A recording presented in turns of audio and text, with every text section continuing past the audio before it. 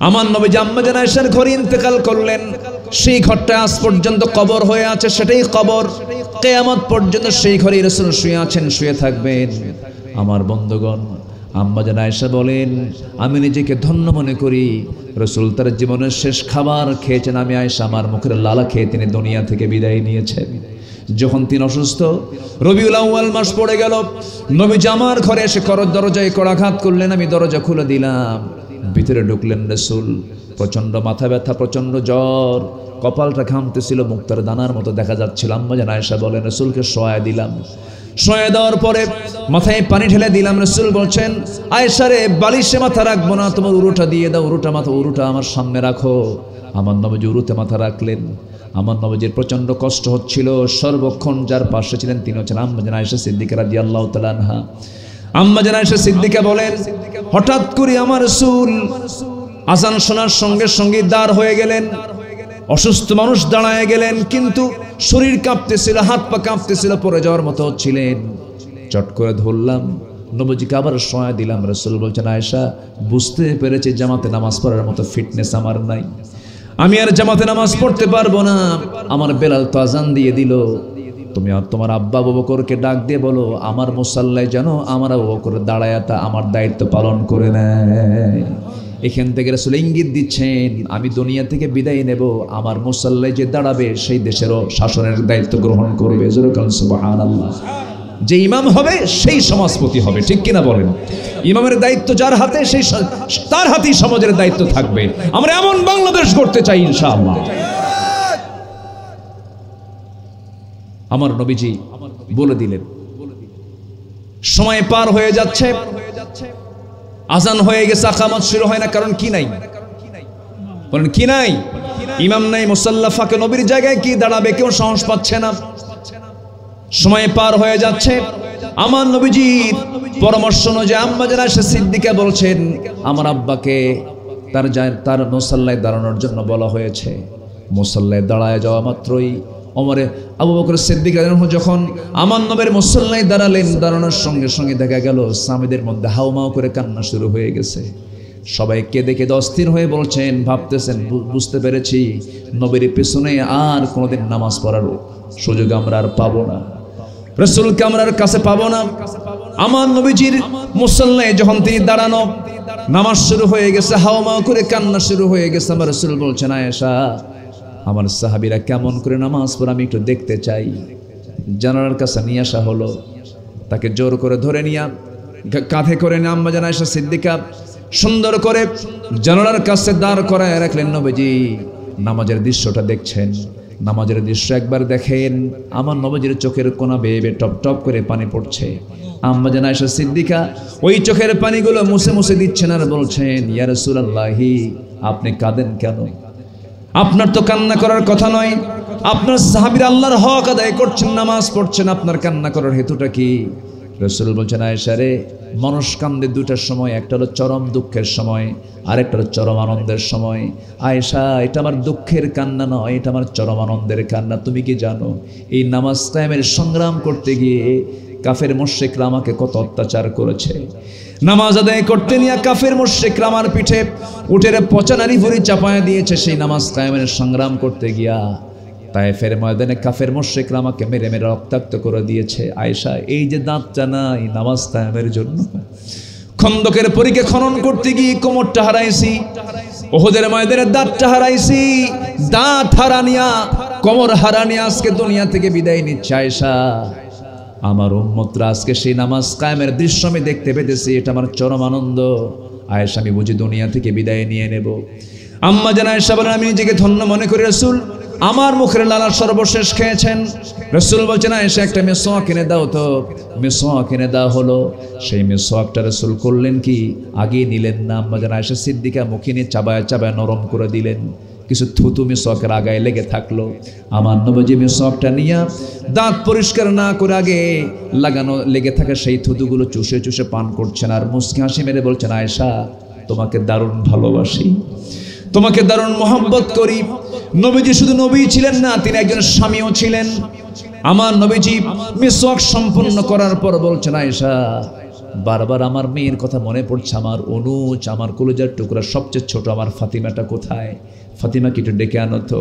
বলার সঙ্গে সঙ্গে দরজা খুলেই সামনে দাঁড়ালেন রাসূল, তাকে দেখে ফেললেন।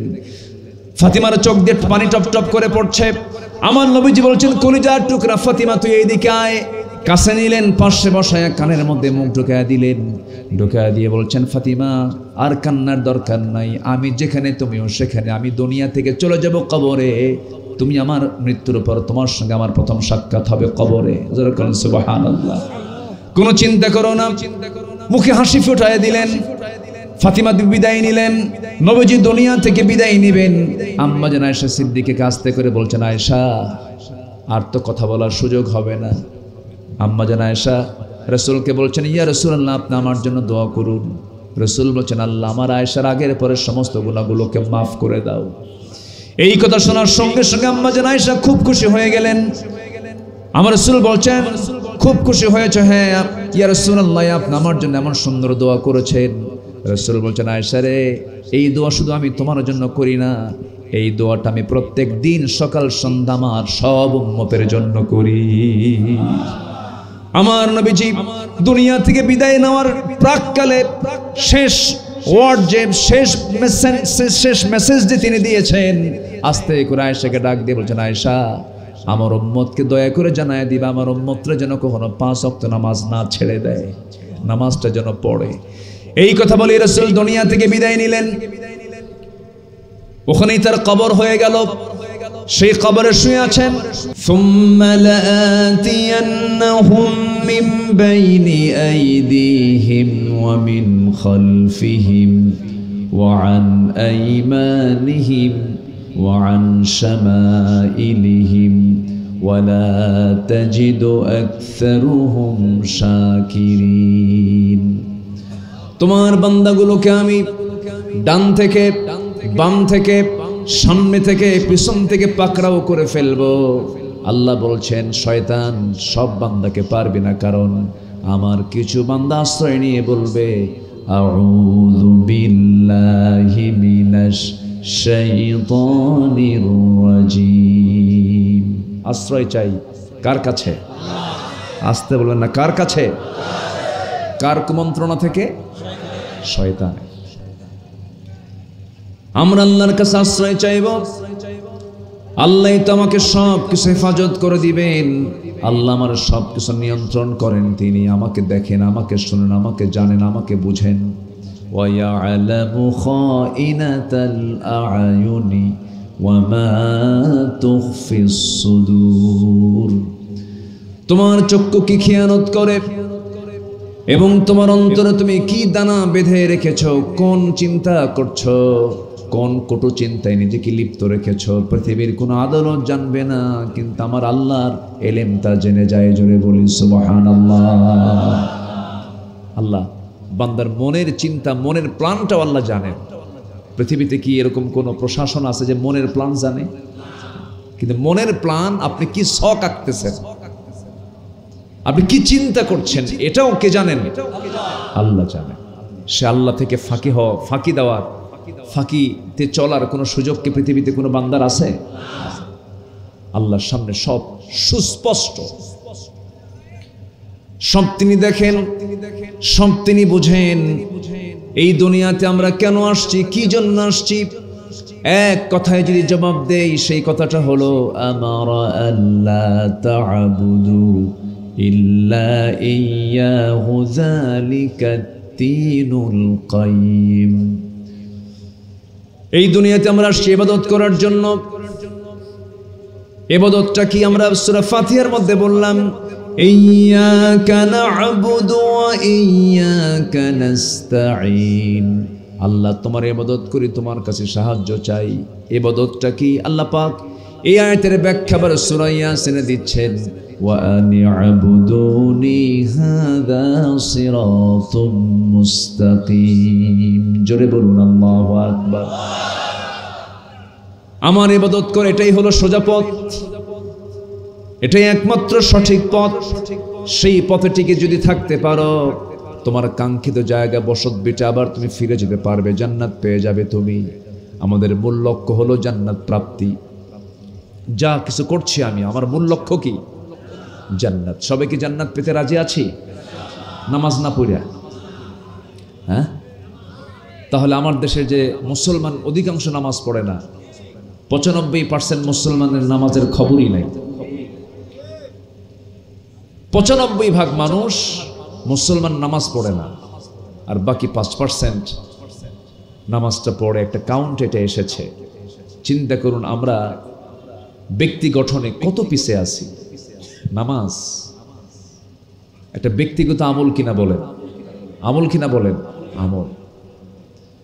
ফাকাদ আকামাহা ফাকাদ আকামাদ-দ্বীন ওয়া মান তারাকাহা ফাকাদ হাদামাদ-দ্বীন। যে ব্যক্তি নামাজ কায়েম করলো সে যেন দিনকে কায়েম করলো, আর যে নামাজটাকে ছেড়ে দিল সে যেন দিনকে ধ্বংস করে ফেলল। কত ভয়ঙ্কর কথা! এত বড় গুরুত্বপূর্ণ একটা ইবাদত 5 ওয়াক্ত নামাজ। আজকে জাতির মধ্যে সেই নামাজের কোনো কালচার নাই, জাতি নামাজ পড়ে না। কেন জানেন? এর কিছু কারণ আছে। আমার দেশে বহু দল আছে। দল আছে না? দল কি কম? একটা দুইটা? মেলা দল। ম্যাক্সিমাম দলের কর্মসূচি থেকে নামাজের কোনো কর্মসূচি আছে? আসতে বলে আছে। দল ডাকলো, খুলনায় চলে গেলেন, নেতা সব মঞ্চে দাঁড়ানো, শুরু হলো বক্তব্য। বেলা 11টায় বক্তব্য শুরু, সন্ধ্যা পর্যন্ত চললো। এর মাঝে ছিল জোহর, আসর, মাগরিব। সেই জনসভায় বক্তব্য দিচ্ছে নেতারা।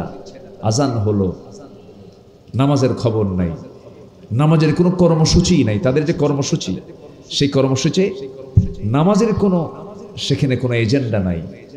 যে দলের দলীয় কর্মসূচিতে নামাজের কোনো স্থান নাই, সেই দলের দিকে আমাদের তাকানোর দরকার নাই। আসতে কেন কেন? ঠিক কিনা? সব ফরজের বড় ফরজ হচ্ছে নামাজ। একবার না বারবার? আল্লাহর কথা কি একবার না বারবার? বারবার। বাবা এই কাজটা করিস না, বাবা এই কাজটা করিস না, বাবা এই কাজটা করিস না। বাপ যে বারবার বলছে, গুরুত্ব কমে না বাড়ে? বাড়ে। আল্লাহ রাব্বুল আলামিন নামাজের কথা বারবার বলেছেন, আকিমুস সালাত। আবার শুধু নামাজের কথাই বলেন না, আকিমুল ওয়া আকিমুল ওয়াজন। ওজনটা প্রতিষ্ঠা করো, ওজনটা ঠিক করো। এরপরে ওয়া আকিমুদ্দিন, দিন কায়েম করো, দিন কায়েম করো, নামাজ কায়েম করো, ওজনটা সঠিক করো, বিচার ঠিক করো। সবগুলোকে কায়েম করতে হবে, চেষ্টা করতে হবে। যে দলের কর্মসূচিতে নামাজের কোনো কর্মসূচি নাই, তাদের দিয়ে কখনো নামাজ কায়েম হবে না, তাদের দিয়ে কখনো ওজন কায়েম হবে না, তাদের দিয়ে কখনো দিন কায়েম হবে না। এটা 100% খাঁটি কথা। রাগ করতেছেন আপনারা? হুজুর আপনি এগুলো কি শুরু করলেন? না এরকম মনে করতেছেন আপনারা? বাস্তব তো। আমি কি অবাস্তব কিছু বলছি বলেন তো? বাস্তব। আপনি একজনকে নেতা মনে করলেন, নেতা বানালেন, কিন্তু নেতা বানাতে গিয়ে আল্লাহ রাব্বুল আলামিন বান্দাকে সিদ্ধান্ত নিতে বলেছেন, বান্দা সবাইকে নেতা মনে করো না, কারণ ইয়াওমা নাদউ কুল্লা উনাসিম বিইমামিহিম। হাসরের ময়দানে প্রত্যেক ব্যক্তি সহ তার নেতা সহ আমি ডাকবো, প্রত্যেক ব্যক্তিকে তার নেতা সহ ডাকবো আমি। তাহলে দুনিয়াতে আমি যাকে নেতা মনে করব, মাথায় নিতে হবে এই নেতা কিয়ামতের দিন আমার সামনে থাকবেন, তাকে সামনে রেখে আল্লাহ বিচার করবেন।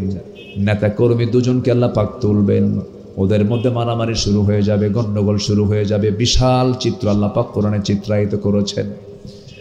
এই জন্য দুনিয়াতেই আমাকে সিদ্ধান্ত নিতে হবে জান্নাতের জন্য আমার কোন কোন কাজগুলো করা দরকার। মহান রব্বুল আলামিন কোরআনে কারীমের বিভিন্ন আয়াতে, বিভিন্ন সূরায়, বিভিন্ন জায়গায় জান্নাত প্রাপ্তির জন্য কিছু আমলের কথা বলেছেন, কিছু করণীয়র কথা বলেছেন। জান্নাত প্রাপ্তির জন্য অনেকগুলো কাজ আছে, এর মধ্যে আমি আজকে 15টা কাজটা আমি চয়েস করেছি। কোনো বান্দার মধ্যে যদি 15টা কাজ যদি উপস্থিত থেকে যায়, ওই বান্দা আল্লাহর জান্নাতে অতি সহজেই চলে যাবে। কয়টা কাজ বলেন? মোট কয়টা কাজ? 15টা। আমি কি একটাও বলেছি এখনো? বলিনি। আলোচনা শুরু হচ্ছে, আমরা একটু মনোযোগ দিয়ে শুনবো। ওমা তৌফিকি ইল্লা বিল্লাহ। আমি খুবই আনন্দিত যে এই কর্দমাক্ত রাস্তা মাড়িয়ে এবং কর্দমাক্ত জায়গায় আপনারা বসে আছেন। হয়তোবা অনেকের পিছনের দিকটা ভিজে গেছে, অনেক কষ্ট করে বসে আছেন, আমি ফিল করছি এটা। এই যে আপনাদের যে একটা দিনের যে একটা আকর্ষণ, অ্যাট্রাকশন ইসলামের উপরে, আল্লাহ আপনাদের এই কাজটা যেন, এই অংশগ্রহণ যেন আল্লাহ পাক নাজাতের কারণ বানায় দেন। জোরে বলি আল্লাহুম্মা আমিন। সম্মানিত ভাইয়েরা, মাহফিলে কিছু কিছু শ্রোতা আসে, হুজুর একটু মাঝে মাঝে স্লোগান দেবে, মাঝে মাঝে স্লোগান দেবে, একটু গালিগালাজ দেবে। ওরা তো আমাদের বহু জ্বালালো, একটু কিছু কয়ও না হুজুর, এরকম কিছু শ্রোতা আসে। কিন্তু আমি যেটা মনে করি, আমার ব্যক্তিগত একটা চিন্তা, সেটা হলো জনসভা, সাধারণ জনসভা আর মাহফিল কি একরকম? কেন যেন কিছু কিছু আলোচকের মধ্যেও একটু লক্ষ্য করা যায় যে জনগণকে শুধু ঘামায় ফেললি বুঝি মনে ওয়াজ হয়ে যায়। মাঝে মাঝে ঘন ঘন স্লোগান দিল, আরে ওয়াজ যা করলো না, এত গরম ওয়াজ না। আবার মাহফিলে একটা মহল আছে, একটা আলোচকের একটা গোষ্ঠী আছে যারা মাহফিলটাকে রঙ্গমঞ্চ বানায়, আছে কিনা? এত মানে কৌতুক মিশ্রিত আলোচনা, হাসতে হাসতে পেটের চামড়া পর্যন্ত ব্যথা হয়ে যায়। এটাও ঠিক না। মাহফিল হতে হবে একটা ভাবগম্ভীর একটা ভাব মাহফিলে থাকবে, যেখানে অধিকাংশ টাইম শ্রোতার ভিতরে একটা আবেগ কাজ করবে, গভীর আল্লাহর মোহাব্বতে চলে যাবে এবং তার চোখে মাঝে মাঝে পানি চলে আসবে, পরকাল ভীতি তার মধ্যে কাজ করবে। এটা হচ্ছে মাহফিলের সৌন্দর্য। এটা উচিত ছিল, কিন্তু এটা থেকে একটু কেন যেন আমার কাছে মনে হয় একটু হালকা হালকা একটা ভাব বিভিন্ন মাহফিলে আমরা লক্ষ্য করছি। সম্মানিত ভাইয়েরা, মাহফিলে যে কিতাব নিয়ে আলোচনা করা হয়, এই কিতাবটা কার কিতাব বলেন তো? আসতে বলবেন না, কার কিতাব?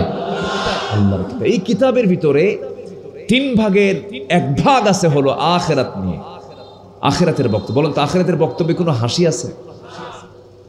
হাসি আছে? শুধু ভয়। কি বলেন তো? আর আশা। ভয় আর কি? আশা। জাহান্নামের ভয়, জান্নাতের আশা।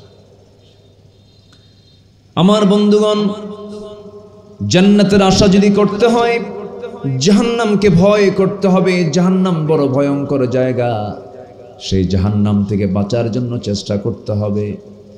জান্নাতে যাওয়ার জন্য পেরেশান থাকতে হবে। আল্লাহ রাব্বুল আলামিন 15টা কাজ করতে বলেছেন। এর মধ্যে 1 নাম্বার কাজ হলো, যেখান থেকে আমি তেলাওয়াত দিয়ে শুরু করেছি, সূরাতুল কাহাফ আয়াত নম্বর 107। আল্লাহ রাব্বুল আলামিন বলেন, ইন্নাল্লাযীনা আমানু ওয়া আমিলুস সালিহাতি কানাত লাহুম জান্নাতুল ফিরদাউসি নুজুলা খালিদিনা ফিহা লা ইয়াবগুনা আনহা হিওয়ালা। জোরে বলুন আল্লাহু আকবার। 2টা কাজ। 1 নাম্বার, আল্লাহ রাব্বুল আলামিন বান্দাকে ডাক দিয়ে বলেছেন, বান্দারে 15টা আমলের মধ্যে 1 নাম্বার আমল হলো ভালো করে ঈমান আনো। ভালো করে ঈমান আনো। আমার দেশে বহু ঈমানদার আছে না নাই? আমার দেশের নামাজি লোক বেশি না ঈমানদার লোক বেশি? ভালো করে বলেন, প্রশ্ন কিন্তু ক্রিটিক্যাল। বলুন তো, আমার দেশে ঈমানদার লোক বেশি না নামাজি লোক বেশি? ঈমানদার লোক বেশি, কিন্তু নামাজি নাই। এমন ঈমানদার কি নাই? নামাজ। বেঈমান তোরা বলা যাচ্ছে না, তাই না? তাহলে ঈমানদার আছে কিন্তু নামাজি নাই। এটা কি মানে বিপদ না নিরাপদ? বলুন তো, বিপদ না নিরাপদ? শুধু বিপদ না মহাবিপদ? মহাবিপদ। আমি তো ফতুয়া দেই না, আমার দেশে আবার ফতুয়ার কিছু বাক্স আছে, খালি কাফের মারে। মুশরিক মারে, ইমান হারা, বেঈমান, আছে না এরকম? আছে না? আছে। ইল্লা ইরতাদ্দাত ইলাইহি ওয়া ইল্লাম ইয়াকুন সাহিবুহু কাযালিক। আপনি যাকে কাফের বলছেন সে যদি কাফের না হয়, উল্টা কিন্তু আপনি কাফের হবে। কি কথা বোঝেন নাই? এটা হাদিস। এজন্য গালি দিতে গিয়ে বারবার ভাবতে হবে, আমি যে গালি দিচ্ছি গালিটা কি আসলে ঠিক মতো যাচ্ছে কিনা, আসলে তারপরে পরে কিনা, এটাকে ভেবে চিন্তে কথা বলা উচিত। সম্মানিত ভাইয়েরা, তাহলে আমার দেশে নামাজি কম, কিন্তু কি বেশি? ইমানদার বেশি। কিন্তু এরকম ইমানদার যে ইমানদারের কি নাই? নামাজ নাই। এটা কি আসলে ইমানদার না ভেজাল? ভেজাল। ইমান আছে কিন্তু কি ইমান? বলেন কি ইমান? এই তো উত্তর পেয়ে গেলাম। ইমানদার কখনো বেনামাজি হয় না, ইমানদার কখনো সুদখোর হয় না, ইমানদার কখনো জিনাকার হয় না, ইমানদার কখনো অন্যের সম্পদে হানা দিতে পারে না, ইমানদার কখনো আমানতের খেয়ানত করতে পারে না, ইমানদার কখনো খুনি হতে পারে না, ইমানদার কখনো মিথ্যা সাক্ষী দিতে পারে না। এরকম সাইজের মানুষ বুঝি আমার দেশে একটাও নাই? আছে। কিছু কিছু লোকের নামই আছে ঈমান আলী। কি নাম? নাম হলো ঈমান আলী, নামাজ পড়ে না। নাম হলো ফজর আলী, ফজরের সময় হয়েছে, বাপ মা শখ করে তার নাম রাখছে ফজর আলী। ঘুম থেকে 10টায় ওঠে। কখন ওঠে? নাম হলো আতর আলী, গোটা গায়ে গাজার গন্ধ। নাম হলো রমজান আলী, রমজান মাসে দুপুরবেলা ভাত খায়।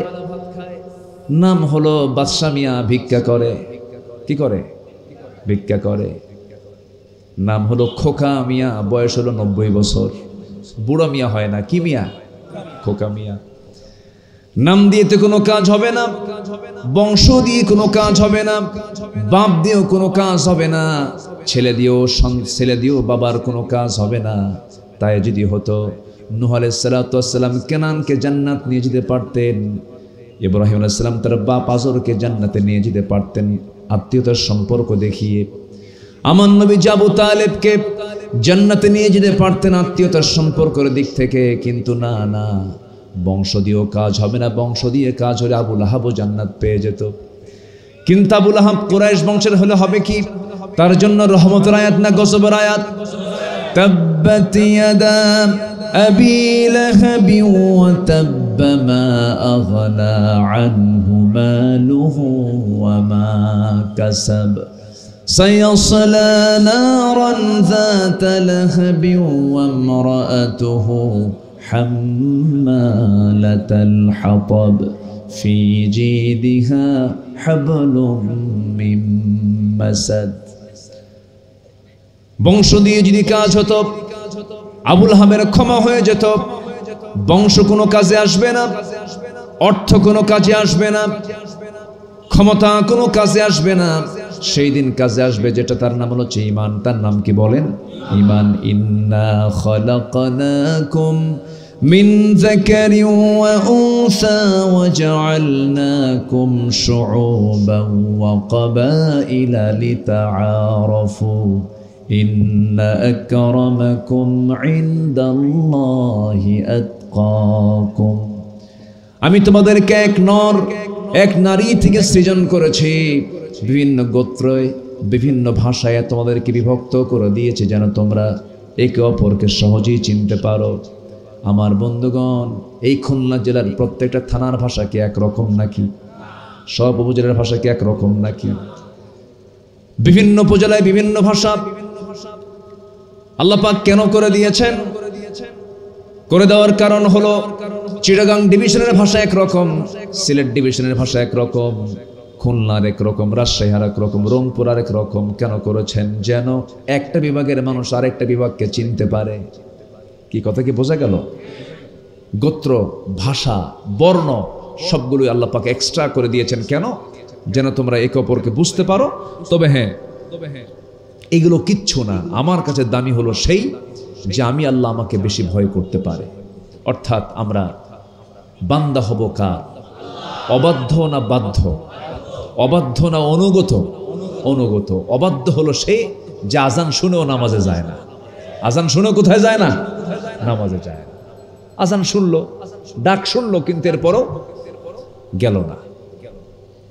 আমার বন্ধুগণ, তাহলে জান্নাত প্রাপ্তির জন্য 1 নম্বর আমল হলো কি আনা? ঈমান আনতে হবে, ভালো করে ঈমান আনতে হবে। যে ঈমানটা এনেছেন সাহাবায়ে কেরাম, যে ঈমান এনেছেন আল্লাহর পছন্দের বান্দারা, তেমন ঈমান আমাকে আপনাকে আনতে হবে। ঈমান আছে আবার আমল নাই, আমল আছে ঈমান নাই, তাও হবে না, দুটাই লাগবে। আল্লাহ রাব্বুল আলামিন যেখানে ঈমানের কথা বলেছেন সেখানে আমলের কথা বলেছেন। ঈমান আনতে হবে, সাথে আমলও থাকতে হবে। দেখবেন বহু চিত্র জগতের অভিনেতাগুলো আছে, চিত্র জগতের অভিনয় করে নায়ক নায়িকা উলঙ্গ হয়ে তাদের অভিনয়গুলো করে, কিন্তু তারা ঈদের দিন নামাজে যায়, মাঝে মাঝে হজেও যায়। আছে কিনা বলেন? হজেও যায়। হজ থেকে ওমরা করতে যাবার এরকম লাইভে এসে বলে যে আমি ওমরা করতে এসেছি, সবাই আপনারা আমার জন্য দোয়া করবেন, আমি যেন ওমরার কাজগুলো সম্পূর্ণ করে দেশে ফিরে যেন সিনেমার বাকি কাজ সম্পূর্ণ করতে পারি। কি কথা কি বুঝতেছেন? তখন আমল তো থাকতে হবে, নেক আমল না হলে তো ওই ঈমান দিয়ে আপনি জান্নাত পাবেন না। এই জন্য আমলের সমন্বয় ঈমান, ঈমান আমল সহ ঈমান, আমল সহ ঈমান থাকতে হবে। আমল আছে ঈমান নেই তাও আবার হবে না। কেমন আমল দেখেন, দান করে একটা আমল। দানের দিক থেকে শুধু মুসলমান না, অনেক অন্য ধর্মের লোক কিন্তু দানের দিক থেকে অনেক অ্যাডভান্স। যেরকম বিল গেটস, একজন ধনাঢ্য ব্যক্তি আমেরিকার, সে তার সম্পত্তির একটা বিশাল অংশ সে সমাজ কল্যাণে সে দান করে দিয়েছে, মানুষের জন্য দান করে দিয়েছে, রেড ক্রসকে দিয়ে দিয়েছে। তো যে বিশাল দান, দানবীর এত বড় একটা অবদান থাকার পরও তার পুরস্কার কি আল্লাহর দরবারে আছে? কি নাই? বলেন কি নাই? ঈমান নাই। আমল আছে কিন্তু কি নাই? ঈমান নাই। দুটাই লাগবে আমাদের। এই দুটা জিনিস আমরা 1 নম্বরে আমরা আদায় করব। জোরে বলি ইনশাআল্লাহ, আর জোরে বলি ইনশাআল্লাহ। ঈমানদার কি বেনামাজি হতে পারে? একটু কান লাগাবেন, মনোযোগ দিয়ে কথাগুলো শুনবেন। শর্ট করে বলছি আমি। নাম্বার 2 হলো যারা তাকওয়া অবলম্বন করবে, যারা মুত্তাকি হয়ে যাবে।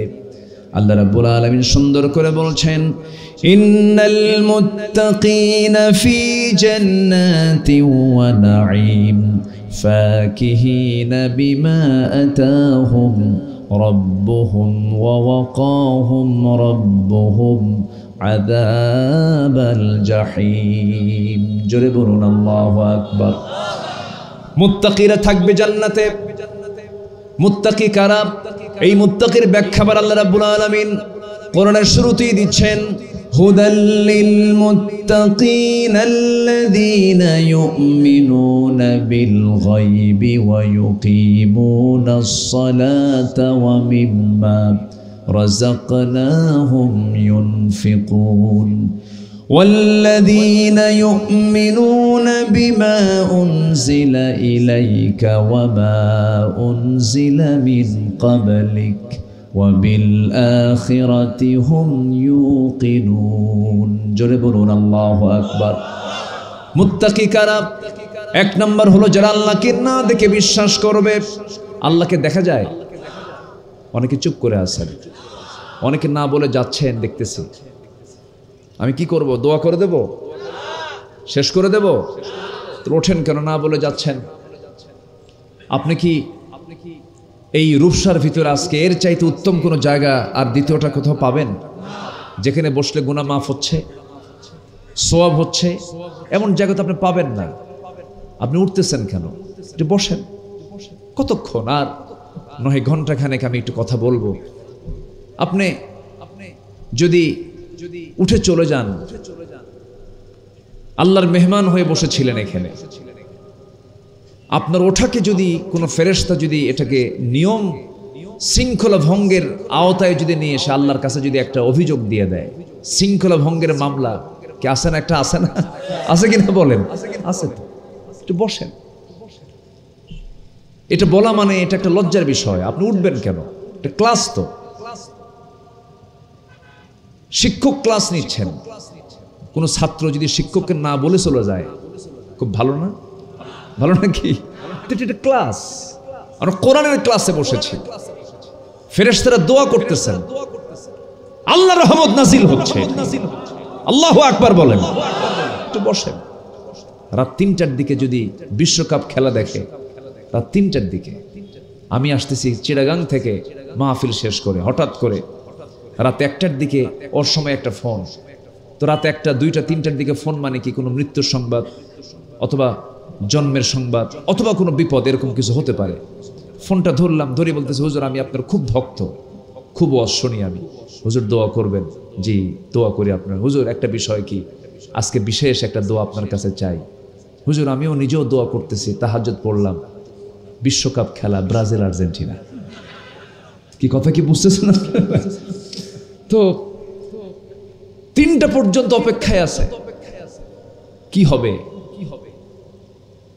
যদি বান্দা বুঝতে পারতো যে এই মজলিসগুলোর দামগুলো কি, এখানে প্রতিযোগিতা শুরু হয়ে যেত। এত দাম আল্লাহ পাক এই মজলিসগুলোর দিয়েছেন। আল্লাহু আকবার বলেন। শুধুমাত্র কারণ হলো কোন কিতাবকে কেন্দ্র করে? কোরআন। একটু বসেন সম্মানিত ভাইয়েরা। তাকওয়া নাম্বার ২, জান্নাত প্রাপ্তির ২ নম্বর আমল হচ্ছে আমাকে ভয় করতে হবে কাকে? মুত্তাকি কারা? যারা আল্লাহকে বিশ্বাস করে, দেখে না না দেখে। আল্লাহকে দেখা যায়, কিন্তু আল্লাহ আছেন না নাই? তাকে দেখার সুযোগও আছে না নাই? মরার আগে না মরার পরে? কোথায়? জোরে কোন কোথায়?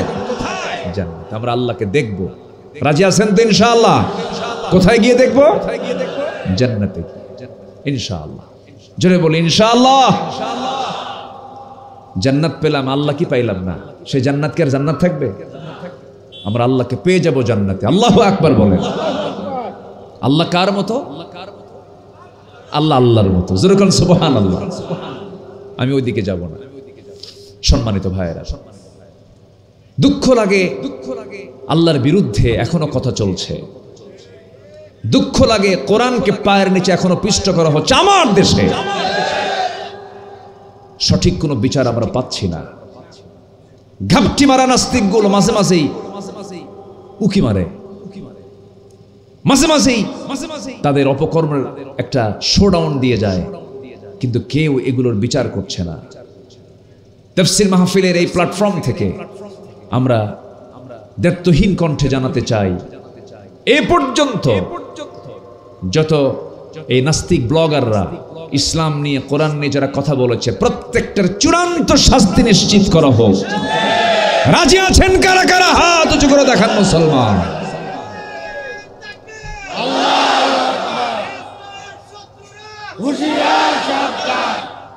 আল্লাহ কবুল করুন, জোরে বলি আমিন। উচিত ছিল কোরআন পায়ের নিচে ফেলে যারা এই কোরআনের মতো কিতাবকে যারা এইভাবে কোরআনকে অসম্মান জানিয়েছে, যারা, উচিত ছিল তাদের রক্ত মাংস হাড় হাড্ডি কুত্তা বিলাই দিয়ে খাওয়ানো দরকার ছিল। কিন্তু কোথায়? আমরা একটা সরকার পাইছি, অন্তর্বর্তীকালীন সরকার। এরা শিক্ষক নিয়োগ দিয়েছে কয়েকদিন আগে, ৬০,০০০ শিক্ষক, সঙ্গীতের শিক্ষক। কিসের শিক্ষক? সঙ্গীতের শিক্ষক। সঙ্গীতের শিক্ষক দরকার মুসলমানদের জন্য না কোরআনের শিক্ষক দরকার? কিসের শিক্ষক দরকার? কোরআনের শিক্ষক দরকার। মাহফিলে আবার অনেকে বলেন, হুজুর এই জাতীয় কোনো কথা বলা যাবে না, যে কথার মধ্যে বাতিলের বিরুদ্ধে কোনো শব্দ চয়ন হয় না, সেই কথা কোনো কথাই না। আমার নবীজির বক্তব্য যখন শুরু হতো চক্ষু লাল হয়ে যেত।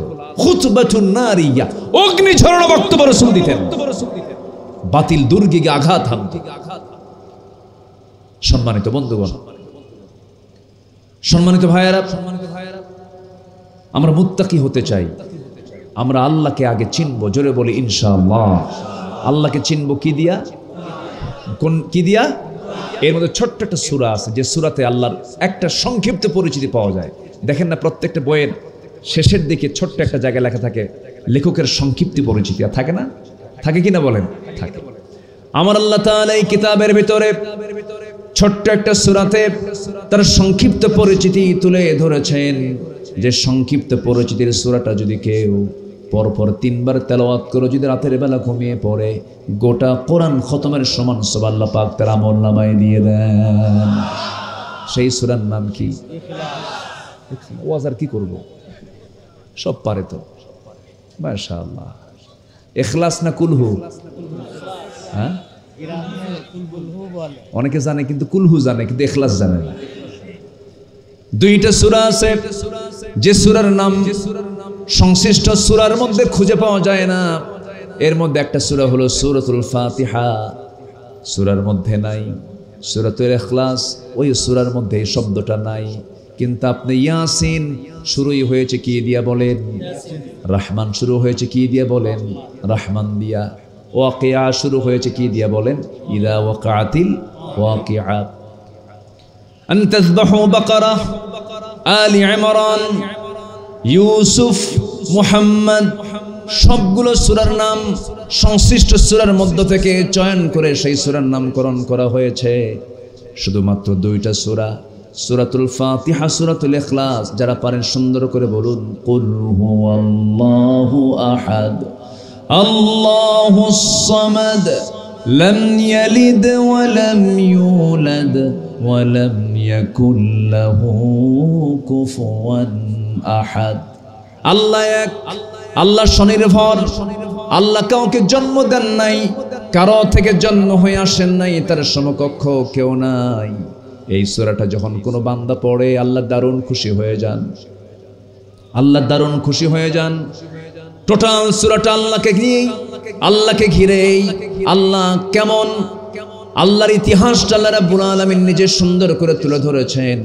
আর একটা আয়াত আছে, শ্রেষ্ঠ আয়াত, আল্লাহু লা ইলাহা ইল্লা হুয়াল হাইয়ুল কাইয়্যুম লা তা'খুযুহু সিনাতুন ওয়া লা নাওম লাহু মা ফিস সামাওয়াতি ওয়া মা ফিল আরদ মান যাল্লাযী ইয়াশফা'ু 'ইনদাহু إلا بإذنه يعلم ما بين أيديهم وما خلفهم ولا يحيطون بشيء من علمه إلا بما شاء وسع كرسيه السماوات والأرض ولا يؤوده حفظهما وهو العلي العظيم। জোরে বলুন আল্লাহু আকবার। আয়াতটার নাম কি বলেন? আয়াতুল কুরসিয়ুন। মানে কি? হ্যাঁ, চেয়ারটা কার? চেয়ারটা কার? গোটা পৃথিবীতে কি নিয়ে মারামারি, তো চেয়ার কার? আর মারামারি করে কে? কি কথা কি বুঝতেছেন? তো চেয়ারটা মূলত কার, আর মারামারি করে কারা? এই আয়াতুল কুরসিটা যদি কোনো বান্দা ভালো করে পড়ে, গদির সমস্যার সমাধান আল্লাহ রাব্বুল আলামিন এই আয়াতের মধ্যে দিয়ে দিয়েছেন। আমার বন্ধুগণ, আমার দেশে এখন সবচেয়ে বড় সমস্যা কি সমস্যা বলেন? গদি সমস্যা। কি সমস্যা? চেয়ার নিয়ে সমস্যা। আমরা চেয়ারে যে লোকটাকে বসাতে চাবো, অবশ্যই আমাদের চিন্তা ফিকির করা দরকার। 54 বছর ভুল করেছি, আর ভুল করতে চাই না। সামনের চেয়ারে তাকিয়ে দেখতে চাই, যাকে দেখলে যেন মনে হয় ওমরে ফারুক, যেন মনে হয় আবু বকর, যেন মনে হয় ওসমান। রাজি আছেন তো সবাই? যদি বলেন আপনি কি শুরু করলেন, এটা তো রাজনীতি হচ্ছে। এটাই আমাদের রাজনীতি। আলেম ওলামা নাগরিক থাকবে আর চোররা দেশ চালাবে, এটা হতে পারে না। আবু জেহেল রাষ্ট্র চালাবে, মুহাম্মদ দেশের নাগরিক হয়ে থাকবেন, এটা মানায় না। সব দেখে শেষ করেছি। আইয়ুবের শাসন দেখেছি, মুজিবের ভাষণ শুনেছি, জিয়ার খাল কাটা দেখেছি। আইয়ুব করেছেন শাসন, মুজিব দিয়েছেন ভাষণ, জিয়া কেটেছেন খাল, চাচা এরশাদের তাল বেতাল। সব দেখা শেষ। আগামীর দেশ হলো কোরআনের বাংলাদেশ, কোরআনের বাংলাদেশ।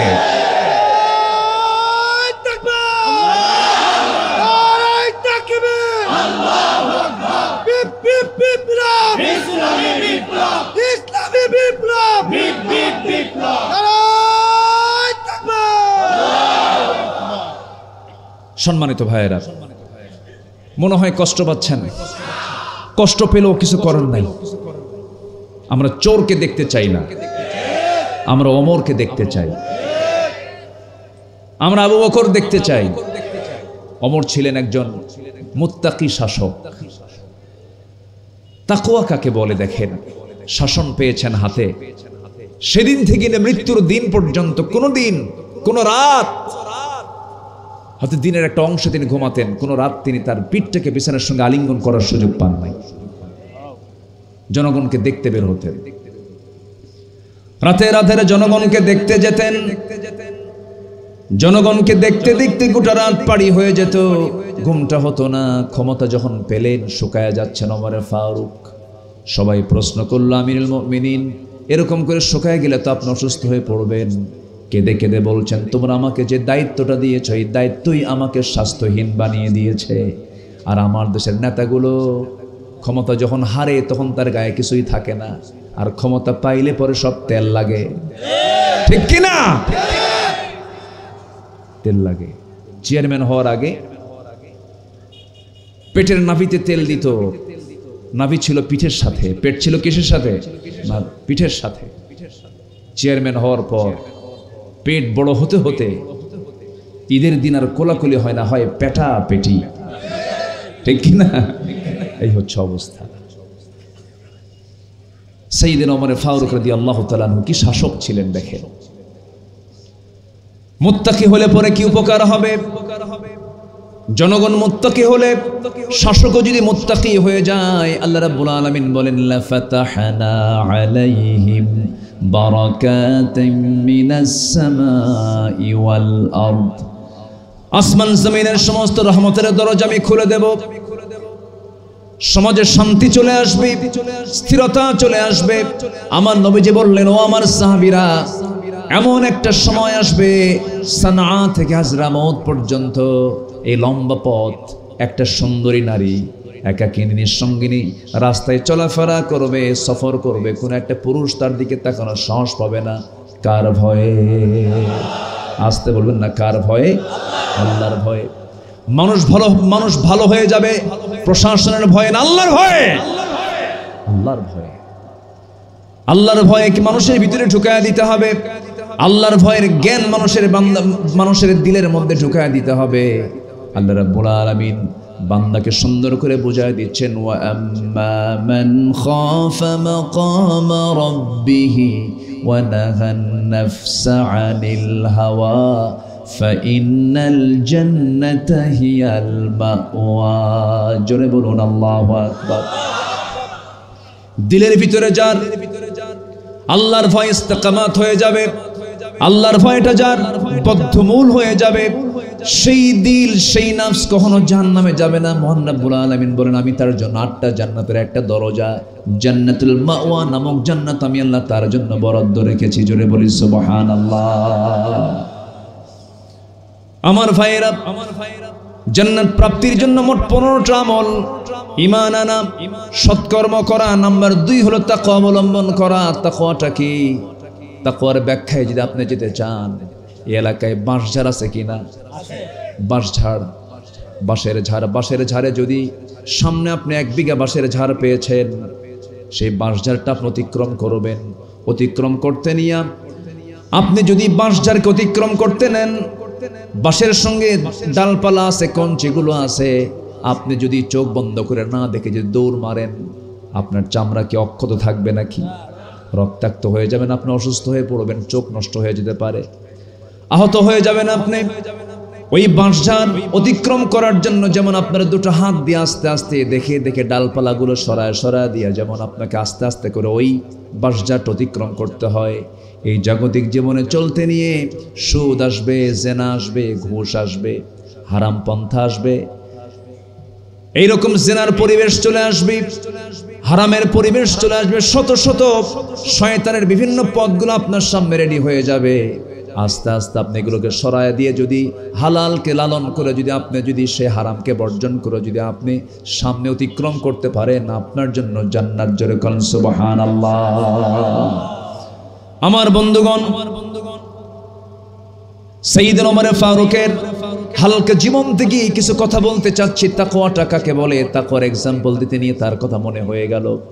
ওমর ফারুক তেমন একজন ব্যক্তি ছিলেন, রাসূল মাঝে মাঝে বলতেন, আমার পরে যদি নবুয়তের সিলসিলা যদি জারি থাকতো লাকানা ওমর, আমার ওমর নবী হয়ে যেত। জোরে বলেন সুবহানাল্লাহ। কিন্তু আগে কি তিনি ভালো মানুষ ছিলেন নাকি? আগে তিনি ভালো মানুষ ছিলেন? রাসূলকে মারতে গেছেন কে? কে মারতে গেছে? ভালো মানুষ গেছে নাকি?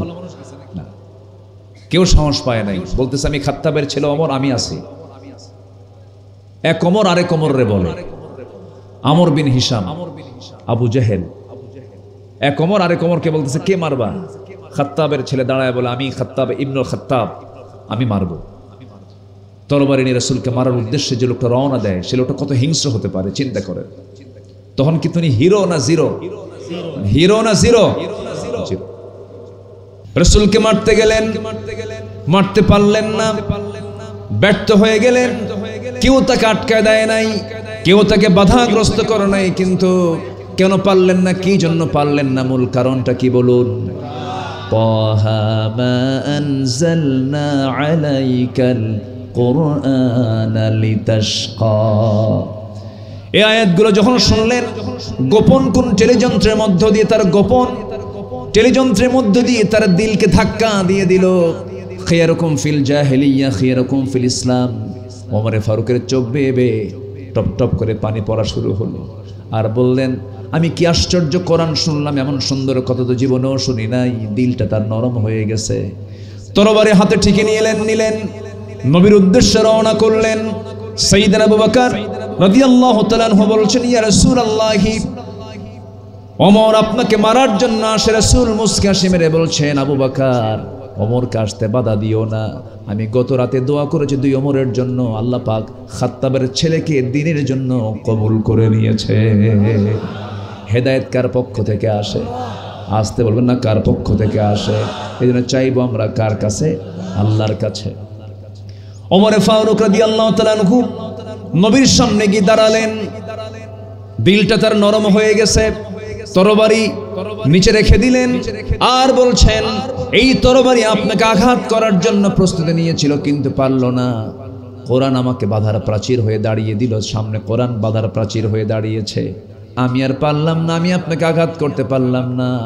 আপনি আমাকে পড়িয়ে দেন, আশহাদু আল্লা ইলাহা ইল্লাল্লাহু ওয়াহদাহু লা শারীকা লাহু ওয়া আশহাদু আন্না মুহাম্মাদান আবদুহু ওয়া রাসূলুহু। হেদায়েতের মালিক কে বলেন? আল্লাহ তাআলা। নবীজি দারুণ খুশি হয়ে গেলেন। দিনের প্রচার প্রকাশ্যে শুরু হয়ে গেল। সাইয়েদনা ওমর ফারুক রাদিয়াল্লাহু তাআলা আনহু রাসূলকে খুব ভালোবাসতেন। আমার রাসূলও তাকে খুব ভালোবাসতেন। সেই ভালোবাসার ফলাফল হলো রাসূল যেখানে শুয়ে আছেন তার পাশেই শুয়ে আছেন ওমর ফারুক রাদিয়াল্লাহু তাআলা আনহু। রাসূল থেকে খুব মহব্বত করতেন, খুব ভালোবাসতেন। এই তো কয়েকদিন আগে আমি মক্কা মদিনায় গিয়েছিলাম। আমার নবীর কবরের সঙ্গেই তার কবর, কিন্তু তার কবরটা সেখানে হওয়ার কথা ছিল না। লম্বা একটা প্রেক্ষাপট আছে। ওমর ফারুকের একটা সবসময় দোয়া ছিল, আল্লাহুম্মা রযুকনি শাহাদাতান ফি সাবিলিক ওয়াজআল মাউতি ফি বালাদি রাসূলিক। আয় আল্লাহ তাআলা, তুমি আমাকে শহীদের মর্যাদা দিয়ে দিবা, শহীদের মৃত্যু দিয়ে দিবা, এবং তোমার প্রিয় নবীর এই শহরে তুমি আমার মৃত্যু দিয়ে দিবা। কিন্তু শহীদ হওয়াটার সুযোগ সেই সময় আর ছিল না, কারণ যুদ্ধ তো মদিনায় আর হবে না। তিনি তো মদিনায় মৃত্যু চেয়েছিলেন। সম্পূর্ণ একটা কঠিন দোয়া তিনি করেছিলেন, কিন্তু সেই কঠিন দোয়াটা আল্লাহ রাব্বুল আলামিন ওমরের জন্য আল্লাহ পাক কবুল করে নিয়েছিলেন। নামাজে দাঁড়াইছেন, নামাজে দাঁড়ানো অবস্থায় পিছন দিক থেকে দুষ্কৃতিকারীরা পিছন দিক থেকে তাকে ছুরিকাঘাত করলো। ওমরে ফারুক লুটিয়ে পড়লেন মাটিতে, রক্তাক্ত অবস্থায় পড়ে গেলেন। রক্তাক্ত অবস্থায় পড়ে যাওয়ার পরে আহত অবস্থায় জখম অবস্থায় পড়ে থাকলেন, রক্তক্ষরণ বন্ধ হচ্ছিল না, তিনি যে কোনো মুহূর্তে দুনিয়া থেকে বিদায় নিবেন। আস্তে করে ছেলেকে ডাক দিয়ে বলছে, আব্দুল্লাহ এদিকে আসো, একটু চলে যাও তো কার কাছে, আম্মা জান আয়েশা সিদ্দিকার কাছে গিয়ে আমার সালাম জানায় বলবা, বড় শখ ছিল আমার নবী যেখানে শুয়ে আছেন তার পাশেই শুয়ে থাকা, কিন্তু জায়গা তো আয়েশা যদি জায়গা না দেয় আমি কেমন করে সেই জায়গায় ঘুমাবো। আম্মা জান আয়েশা সিদ্দিকা রাদিয়াল্লাহু আনহা মাঝে মাঝে বলতেন, আমি নিজেকে ধন্য মনে করি, 9টা কারণে আল্লাহ রাব্বুল আলামিন আমাকে শ্রেষ্ঠত্ব দান করেছেন। কয়টা কারণ বলেন? 9টা কারণ। এর মধ্যে 1 নম্বর কারণ, আল্লাহ তাআলা আমি আয়েশা আমার সঙ্গে রাসূলের বিয়ে হবে এই হুকুমটা আসমান থেকে আল্লাহ পাক ফরমান জারি করেছেন। বেহেশতের রুমালে আমার ছবি নবীর সামনে উপস্থাপন করেছেন। আমি নিজেকে ধন্য মনে করি, 9 বছরের বয়সে স্ত্রীত্বের মর্যাদা পেয়েছি, 13 বছরে বধূ হয়ে নবীর ঘরে পদার্পণ করতে পেরেছি। আমি নিজের চোখে জিব্রাইলকে চোখে দেখেছি। আরেকটা কারণ, আমি নিজেকে শ্রেষ্ঠ মনে করি। আমি এবং রাসূল যখন একই চাদরের নিচে যখন শুয়ে থাকতাম, আমি থাকা অবস্থা ওহী নাজিল হতো। জোরে বলেন সুবহানাল্লাহ। আম্মা জান আয়েশা বলেন, আমি নিজেকে ধন্য মনে করি, সব স্ত্রী ছিলেন বিবাহিতা, আমি আয়েশা ছিলাম কুমারী। আমি আয়েশা নিজেকে অত্যন্ত গর্বিত মনে করি, আনন্দিত মনে করি। রাসূল সমস্ত স্ত্রীর ব্যাপারে বলেছেন, সব স্ত্রীর চাইতে আমার আয়েশা হলো শ্রেষ্ঠ স্ত্রী। জোরে বলেন সুবহানাল্লাহ। বিশেষ মর্যাদা আল্লাহ রাসূল তাকেও দিয়েছেন।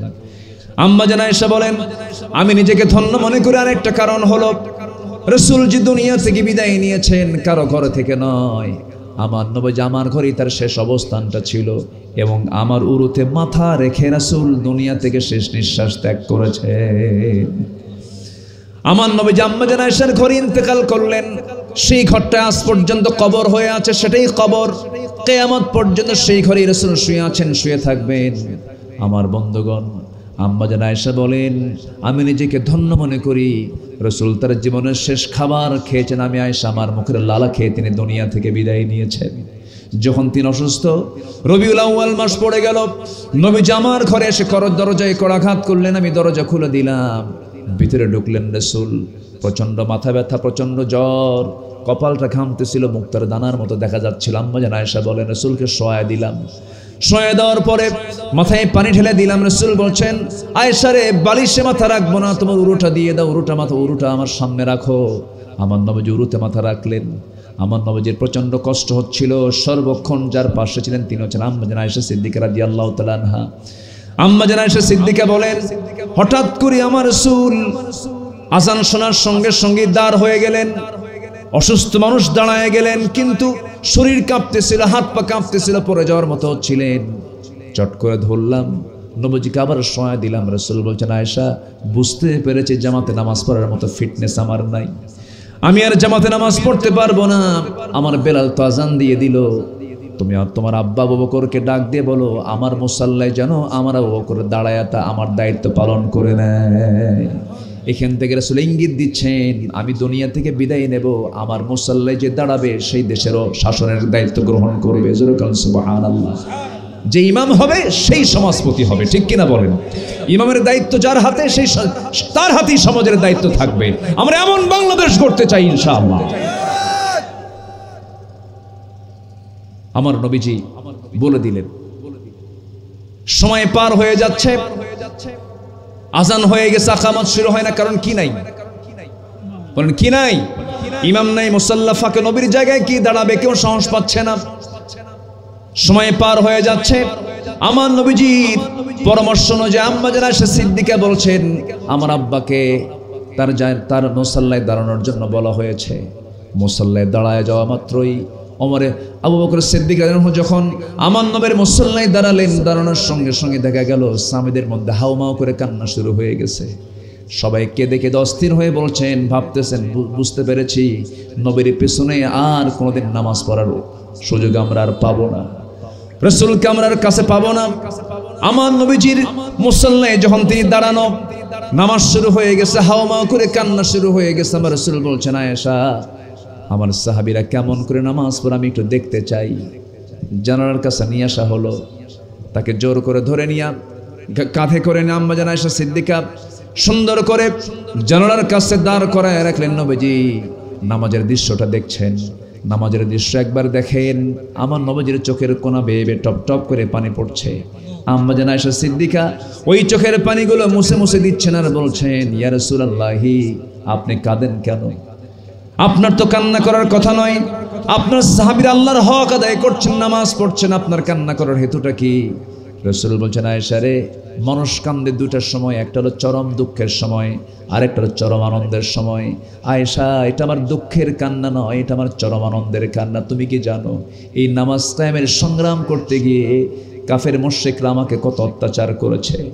নামাজ আদায় করতে নিয়ে কাফের মুশরিকরা আমার পিঠে উটের পচা নারী ভুঁড়ি চাপায় দিয়েছে সেই নামাজ কায়েমের সংগ্রাম করতে গিয়া। তায়েফের ময়দানে কাফের মুশরিকরা আমাকে মেরে মেরে রক্তাক্ত করে দিয়েছে। আয়েশা, এই যে দাঁতটা নাই নামাজ কায়েমের জন্য, খন্দকের পরীকে খনন করতে গিয়ে কোমরটা হারাইছি, ওহুদের ময়দানে দাঁতটা হারাইছি, দাঁত হারানিয়া কোমর হারানিয়া আজকে দুনিয়া থেকে বিদায় নিচ্ছে। আয়েশা, আমার উম্মতরা আজকে সেই নামাজ কায়েমের দৃশ্য আমি দেখতে পেতেছি, এটা আমার চরম আনন্দ। আয়েশা, আমি বুঝি দুনিয়া থেকে বিদায় নিয়ে নেব। আম্মা জান আয়েশা বলেন, আমি নিজেকে ধন্য মনে করি রাসূল আমার মুখের লালা সর্বশেষ খেয়েছেন। রাসূল বলছেন, আয়েশা একটা মিসওয়াক এনে দাও তো। মিসওয়াক এনে দেওয়া হলো। সেই মিসওয়াকটা রাসূল করলেন কি, আগে নিলেন না, আম্মা জান আয়েশা সিদ্দিকা মুখে নিয়ে চাবায় চাবায় নরম করে দিলেন। কিছু থুতু মিসওয়াকের আগায় লেগে থাকলো। আমার নবীজি মিসওয়াকটা নিয়ে দাঁত পরিষ্কার না করে আগে লাগানো লেগে থাকা সেই থুতুগুলো চুষে চুষে পান করছেন আর মুচকি হাসি মেরে বলছেন, আয়েশা, তোমাকে দারুণ ভালোবাসি, তোমাকে দারুণ মহব্বত করি। নবীজি শুধু নবী ছিলেন না, তিনি একজন স্বামীও ছিলেন। আমার নবীজি মিসওয়াক সম্পূর্ণ করার পর বলছেন, আয়েশা, বারবার আমার মেয়ের কথা মনে পড়ছে, আমার অনুজ, আমার কলিজার টুকরা সবচেয়ে ছোট আমার ফাতিমাটা কোথায়? ফাতিমাকে একটু ডেকে আনো তো। বলার সঙ্গে সঙ্গে দরজা খুলেই সামনে দাঁড়ালেন। রাসূল তাকে দেখে ফেললেন। ফাতিমার চোখ দিয়ে পানি টপ টপ করে পড়ছে। আমার নবীজি বলছেন, কলিজার টুকরা ফাতিমা, তুই এইদিকে আয়। কাছে নিলেন, পাশে বসায় কানের মধ্যে মুখ ঢুকায়া দিলেন। ঢুকায়া দিয়ে বলছেন, ফাতিমা, আর কান্নার দরকার নাই, আমি যেখানে তুমিও সেখানে। আমি দুনিয়া থেকে চলে যাব কবরে, তুমি আমার মৃত্যুর পর তোমার সঙ্গে আমার প্রথম সাক্ষাৎ হবে কবরে। সুবহানাল্লাহ। কোনো চিন্তা করো না। মুখে হাসি ফুটায় দিলেন। ফাতিমা বিদায় নিলেন। নবীজি দুনিয়া থেকে বিদায় নেবেন। আম্মা জান আয়েশা সিদ্দিকাকে আস্তে করে বলছেন, আয়েশা, আর তো কথা বলার সুযোগ হবে না। আম্মা জান আয়েশা রাসূলকে বলছেন, ইয়া রাসূলুল্লাহ, আপনি আমার জন্য দোয়া করুন। রাসূল বলছেন, আল্লাহ আমার আয়েশার আগের পরের সমস্ত গুনাহগুলোকে মাফ করে দাও। এই কথা শোনার সঙ্গে সঙ্গে আম্মা জান আয়েশা খুব খুশি হয়ে গেলেন। আমার রাসূল বলছেন, খুব খুশি হয়েছে? হ্যাঁ ইয়া রাসূলুল্লাহ, আপনি আমার জন্য এমন সুন্দর দোয়া করেছেন। রাসূল বলছেন, আয়েশা রে, এই দোয়া শুধু আমি তোমার জন্য করি না, এই দোয়াটা আমি প্রত্যেক দিন সকাল সন্ধ্যা আমার সব উম্মতের জন্য করি। আমার নবীজি দুনিয়া থেকে বিদায় নেওয়ার প্রাককালে শেষ ওয়ার্ড, যে শেষ মেসেজ যে তিনি দিয়েছেন, আস্তে করে আয়েশাকে ডাক দিয়ে বলছেন, আয়েশা, আমার উম্মতকে দয়া করে জানায় দিবা, আমার উম্মতরা যেন কখনো 5 ওয়াক্ত নামাজ না ছেড়ে দেয়, নামাজটা যেন পড়ে। এই কথা বলে রাসূল দুনিয়া থেকে বিদায় নিলেন। ওখানেই তার কবর হয়ে গেল। সেই কবরে শুয়ে আছেন 3 জন ব্যক্তি। দ্বিতীয় জন হলেন সাইয়েদনা আবু বকর সিদ্দিক রাদিয়াল্লাহু তাআলা আনহু। আম্মা জান আয়েশা সিদ্দিকার মনে মনে চিন্তা ছিল, এরপরে আমি যদি দুনিয়া থেকে বিদায় নিই, আমার জায়গা আমি ঘুমাবো, আমার ঘর এটা, তার একটা অধিকার তো আছে, নবীর স্ত্রী তিনি। কিন্তু মৃত্যুর সময় দ্বিতীয় খলিফা ওমর ফারুক রাদিয়াল্লাহু তাআলা আনহু সন্তানকে পাঠায় দিয়ে সালাম জানায় বলছেন, যে বলো, আয়েশা যদি তার নিজের জায়গাটা দিয়ে দিত, আমি নবীর সঙ্গে ঘুমাতে পারতাম। আমার কবরটা যেন নবীর কবরের পাশে হয়, নবীর জায়গার পাশে হয়। গিয়ে সালাম জানালেন এবং বললেন, আব্বা জান আমাকে পাঠিয়েছেন, আপনি যদি দয়া করে জায়গাটা দিতেন তিনি খুব খুশি হতেন। আম্মা জান আয়েশা সিদ্দিকা আল্লাহর দরবারে কেঁদে কেঁদে বলছেন, ও আকাশের মালিক আল্লাহ, আমার বড় শখ ছিল, কিন্তু এমন একজন ব্যক্তির এখানে প্রস্তাব চলে আসছে, সেই ব্যক্তির কথাকে আমি কেমন করে মানা করি, কেমন করে আমি তাকে না বলে ফেলবো। যে ওমরের ব্যাপারে রাসূল বলেছেন, আমার পরে নবী হলে লাকানা ওমর, আমার ওমর নবী হয়ে যেত, অর্ধ পৃথিবীর শাসন করত ওমর। যখন আমার কাছে প্রস্তাবটা করেছে, এই প্রস্তাবটা আমি প্রত্যাখ্যান করতে পারলাম না। আমি আয়েশা আমার নিজের জায়গাটা আমি ওমরে ফারুককে দিয়ে দিলাম। যেরকম সুবহানাল্লাহ। কয়জন শুয়ে আছেন এখন? কয়জন শুয়ে আছেন? তিনজন। দুজন খলিফা। এক নম্বর খলিফা কে বলেন? কে? নাম্বার দুই কে? ওমর। এই ওমরকে চিনেন তো সবাই? কয় নম্বর ওমর? কয় নম্বর খলিফা? বহুদিন আগে এক মাহফিলে বললাম ওমরে ফারুককে চিনেন কে? সামনে থেকে এক ছোট্ট ছেলে দাঁড়ায় বলে, হুজুর আমি চিনি। কে? আমাদের বাড়ির দোতলায় ভাড়া থাকে। বুঝলেন? এটা ভাড়া থাকা ওমর নয়, এই সেই ওমর। কি ছিলেন? কোথায় এসেছেন? শুধু কারণ হলো তাকওয়া। কারণ কি বলেন? তাকওয়া। কাকে ভয় করেছেন? আল্লাহকে। গোটা রাত কেঁদেছেন সেজদায় পড়ে পড়ে। ঈশার নামাজ পড়েই তার রুটিন হলো জনগণকে দেখতে বের হতেন। জনগণকে দেখার জন্য তিনি এক রাতে বের হয়েছেন। প্রত্যন্ত অঞ্চলে চলে গেছেন, গ্রামের ভিতরে, যেখানে সহজেই যাওয়া যায় না। খালি পায়ে। কি পায়ে বলেন? খালি পায়ে। কি পায়ে গেছেন? খালি পায়ে। জুতা পায়ে জন্য হাঁটেন নাই। রাস্তা হলো পাথরের। যদি খরম জুতা দিয়ে যদি হেঁটে হেঁটে যান, আওয়াজ হবে, আমার নাগরিকের ঘুমের ব্যাঘাত হবে। কিয়ামতের দিন আমাকে আসামির কাঠগড়ায় দাঁড়িয়ে তারা জবাব দিতে হবে। এই জন্য পাথরের রাস্তায় হেঁটে হেঁটে গিয়েছেন খালি পায়ে, জুতা পায়ে হাঁটেন নাই। যেরকম সুবহানাল্লাহ। আর ঢাকা থেকে খুলনা নেতা আসিতেছেন। ঢাকা থেকে খুলনা কি আসিতেছেন? নেতা আসিতেছেন। 4 ঘন্টা রাস্তা বন্ধ। আছে কি না? আছে কি না?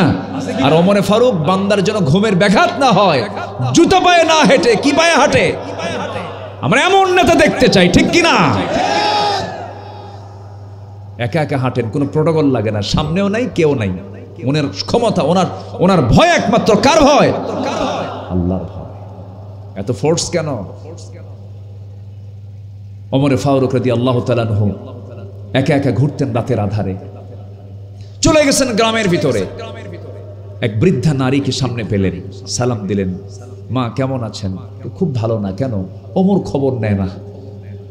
কার সামনে কয়? কার সামনে বলেন? ওমর খবর নেয় না। কে তাই? কে মা দেখেন এটা তো অনেক দূর, এই এত দূরে কি আর খোঁজ খবর নেওয়া যায়? কে দায়িত্ব নিল কেন? কি কথা কি বুঝতেছেন? এত দূর কি আসা যায়? কে দায়িত্ব নিল কেন ওমর? তাহলে এটা যদি দূরই মনে হয়, কি দরকার ছিল নেতৃত্ব নেওয়ার? কি দরকার ছিল খেলাফতের দায়িত্ব নেওয়ার? ওমর ফারুকের চোখে পানি চলে আসছে। তাই তো, তাই তো। এবার তিনি বললেন, বুড়িমা ওমর তো আসতে পারেনি, তাকে মাফ করা যায় না? কি এমনি এমনি মাফ করবো নাকি? কিছু দিনার দিয়ে দিই। কি দিবা? 25 দিনার দিয়ে দিকে দাও। ওমরে ফারুক এবার হঠাৎ করে ডাক দিয়েছেন, আলী এদিকে আসো তো। আলী আবার জবাবে বলতেছেন, আমিরুল মুমিনিন আমি আসতেছি। এটা আবার ওই মহিলা শুনছে, কিন্তু নিজেই ওমর। আল্লাহু আকবার বলবেন না? মহিলা একটু জড়সড় হয়ে গেছেন। আর আমি সামনাসামনি কেমন করে এই কথা বলে ফেললাম, লজ্জা পেয়ে গেছেন। ওমরে ফারুক বলছেন, মা আপনি কি চিন্তা করেন আমি খুব কড়া কথা বলে ফেলেছি, আমাকে মাফ করে দিন? কি না, আপনি সত্য কথা বলেছেন। ওমরে ফারুক বললেন, মা এই যে 25 দিনার দিয়ে দিলাম, হাসরে কোনো অভিযোগ দিবেন নাকি? না দেব না। ঠিক আছে, এই চুক্তিটা আজকে শুধু মুখে নয়, কোনো লেখার কোনো কিছু না পেয়ে নিজের জামাটা ছিঁড়ে ফেললেন। ছেঁড়ার পর বললেন, এই জায়গায় আপনি লিখে দেন আমি হাসরের দিন ওমরকে ধরবো না, ওমর সব কিছু পরিশোধ করে দিয়েছে। ওই চিঠিখানা নিয়ে বাড়িতে এসে সন্তানদেরকে ডাক দিয়ে বলছেন, সন্তানরা শোন, আমি ওমর যখন দুনিয়া থেকে বিদায় নেব, আমার কাফনের কাপড়ের সাথে তোমরা এই চিঠিখানা দিয়ে দিবা, আমি আল্লাহকে দেখাবো। সুবহানাল্লাহ বলবেন না? কার ভয়? আসতে বলবেন না, কার ভয়? আল্লাহর ভয়। আমার বন্ধুগণ, রাষ্ট্রের পক্ষ থেকে 1 বোতল মধু পেয়েছেন। সেই মধুর বোতল নিয়ে বাড়িতে আসছেন। সেই বোতলটা স্ত্রীকে দিয়ে বলছেন, স্ত্রী মধুটা ভাগ করো, 5টা ভাগ করো প্রতিবেশী সহ। এই দায়িত্ব দেওয়ার পরে তার কি যেন মনে হলো, আবার বললেন, স্ত্রী আমার মধুর বোতলটা আমার হাতে দিয়ে দাও। মধুর বোতলটা হাতের মধ্যে নিয়ে বলছেন, তোমাকে আমি এটা মাপতে দেব না, ভাগ করতে দেব না। বলুন তো এই আচরণ যদি কোনো স্বামী স্ত্রীর সঙ্গে করে, কি লাগবে? আসতে কয় মনে তো হচ্ছে আপনার বউরা সব ফেরেশতা। লাগবে লাগবে লাগবে লাগা স্বাভাবিক তো। আমারে বিশ্বাস করো না, সংসার করি কার সাথে? সাইয়েদনা ওমর ফারুক বোতলটা নিলেন। প্রতিবেশীর হাতে দিয়ে দিলেন। প্রতিবেশীকে ডাক দিয়ে বলছেন সমান 5টা ভাগ করবে, 1 ভাগ তুমি নেবে, 1 ভাগ আমাকে দেবে, আর বাকি 3 ভাগ প্রতিবেশীর মাঝে দিয়ে দিবে, মোট 5টা ভাগ সমান সমান করবে। এই কথা বলে প্রতিবেশীর কাছে মধুর বোতলটা দেওয়ার পর তার অংশের যে মধু, সেই মধুর বোতলটা নিয়ে আসলেন, স্ত্রী হাতে দিয়ে দিলেন। স্ত্রী হাতে দিয়ে বলছেন স্ত্রী, আল্লাহর কসম করে বলে আমি তোমাকে সন্দেহ করি নাই, আমি তোমাকে ট্রাস্ট করি, আমি তোমাকে বিশ্বাস করি, আমি রাষ্ট্র চালাই, তুমি আমার পরিবার চালাও। তুমি যদি আজকে আমার পরিবার না চালাতে আমি রাষ্ট্র চালাতে পারতাম না, তোমার বড় অবদান আছে। আমি তোমাকে সন্দেহ করে তোমার হাত থেকে বোতলটা নেই নাই, মধুটা নেই নাই। নেওয়ার কারণ হলো আমি তোমাকে ভাগের জন্য করতে দিলাম না। মধু হলো তরল জিনিস। কি জিনিস বলেন? তরল জিনিস। মধু ভাগ করতে নিয়ে সমান 5 ভাগ তুমি ঠিকই করবে, কিন্তু মধু ভাগ করতে নিয়ে যদি 2 ফোঁটা 3 ফোঁটা যে মধু তোমার হাতে লেগে থাকবে, এই 1 ফোঁটা 2 ফোঁটা মধু আমাদের ভাগে বেশি আসুক, এটা চাই না। এই মনে করে মধুভাগের দায়িত্ব আমি অন্যের কাঁধে চাপায়া দিয়েছি। একটু আসতে বলেন সুবহানাল্লাহ। এটার নাম কি বলেন? এটার নাম কি বলেন? তাকওয়া। রাগ করতেছেন মনে হয় নাকি? এটার নাম হলো তাকওয়া। ওমর ফারুক রাদিয়াল্লাহু তাআলা আনহু ঘোড়া কিনতে গেছেন। এখন মানুষ কি কিনতে যায়? হুন্ডা। এখন কি কিনতে যায়? আর আগে কিনতে যেত কি? ঘোড়া কিনতে গেছেন। ঘোড়া বিক্রেতার কাছ থেকে সুস্থ ঘোড়া কিনেছেন, টাকাও দিয়েছেন। ঘোড়ার পিঠে চড়ে তিনি রওনা দিয়েছেন বাড়ির দিকে। 4টা পা অকেজো হয়ে ঘোড়াটা বসে গেছে মাটিতে। রাগ উঠছে ওমরে ফারুকের, তীব্র রাগ। লোকটা কি মেজাজ কম না বেশিওয়ালা? খুব বেশি মেজাজ ছিল তার মধ্যে, খুব রাগী লোক ছিলেন। যে লোকটা বেশি রাগী হয় সে লোকটার দিলটাও তত নরম থাকে। সুবহানাল্লাহ বলেন। কিছু লোক আছে রাগেও না, আসেন এরকম আছে না, নড়েও না, ওরে শয়তানও চেনে না। এটা প্রতিক্রিয়া থাকতে হয়, এটা প্রতিক্রিয়া থাকতে হয়। ওমরে ফারুক খুব রাগী লোক ছিলেন। হাই রে, ঘোড়ায় চললাম আর বসে গেল, এ কি ঘোড়া দিল আমারে। চলে গেছেন। আবার যাওয়ার পরে বলতেছে, এই টাকা তো ঠিকই নিয়েছো, ঘোড়া তো আমারে দিছে অসুস্থ ঘোড়া, ঘোড়ার 4টা পা অকেজো হয়ে গেছে, ঘোড়া নেবো না, টাকা দাও।